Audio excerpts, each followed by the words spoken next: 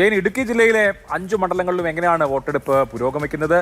High range മേഖലയിലൊക്കെ സാധാരണ ഒരു 5 മണിയൊക്കെ ആകുമ്പോഴത്തേക്ക് ആളുകളൊക്കെ വോട്ട് ചെയ്ത് മടങ്ങേണ്ടതാണ്. എന്താണ് ഇപ്പോഴത്തെ സ്ഥിതിവിശേഷം? എന്താണ് തോട്ടം മേഖലയിലടക്കം?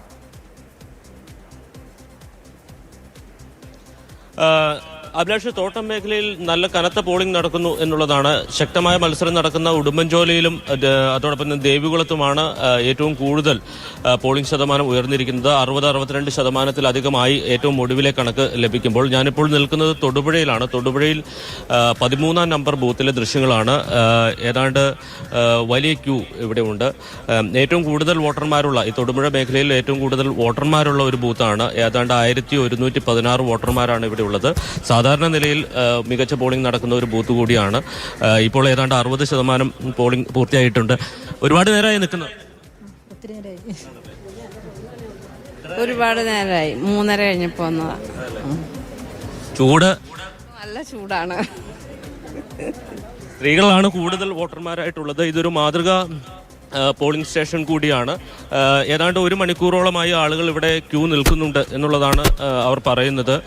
ഏതാണ്ട് 60% പോളിംഗ് ഇവിടെ രേഖപ്പെടുത്തിയിട്ടുണ്ട്. ഇപ്പോൾ BLO ഉണ്ട്. ഇതൊരു മാതൃകാ പോളിംഗ് ബൂത്ത് കൂടിയാണ്.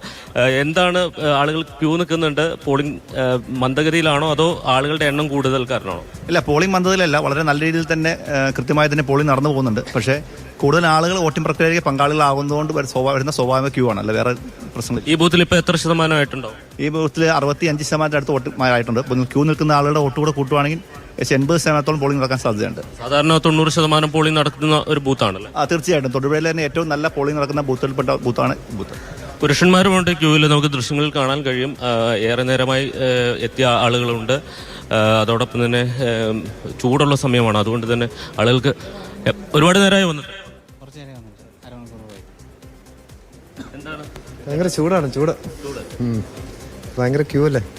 കത്തുന്ന വെയിലും ചൂടും ഒക്കെയാണ്. പക്ഷേ അതൊന്നും ജനങ്ങൾക്കൊരു പ്രശ്നമല്ല. അവരവരുടെ സമ്മതിദാന അവകാശം വിനിയോഗിച്ചതിന് ശേഷം മാത്രമേ തിരികെ പോകൂ. അതിപ്പോൾ 1 മണിക്കൂർ നേരം ക്യൂവിൽ നിന്നാലും അവർക്കതൊരു പ്രശ്നമല്ല. നമ്മളിപ്പോൾ കാണുന്നത് തൊടുപുഴയിൽ നിന്നുള്ള ദൃശ്യങ്ങളാണ്. ഇങ്ങനെ തന്നെയാണ്. ഇനി ഇപ്പൊ നിൽക്കുന്ന ആളുകൾ തന്നെ വോട്ട് ചെയ്താൽ 80% കടക്കും പോളിംഗ് എന്നുള്ളതാണ് അവിടുത്തെ ഉദ്യോഗസ്ഥൻ അദ്ദേഹം സംസാരിച്ചനുസരിച്ച് നമുക്ക് മനസ്സിലാകുന്നത്. അതായത് അത്രമാത്രം പോളിംഗ്, ഉയർന്ന പോളിംഗ്. ഒപ്പം തന്നെ സ്ത്രീ വോട്ടർമാരുടെ ഒരു നീണ്ട നിര തന്നെയാണ് ആ ബൂത്തിൽ നമ്മൾ കണ്ടത്. സംസ്ഥാനത്തും ആകെ വോട്ടർമാർ കൂടുതലുള്ള സ്ത്രീ വോട്ടർമാരാണ്.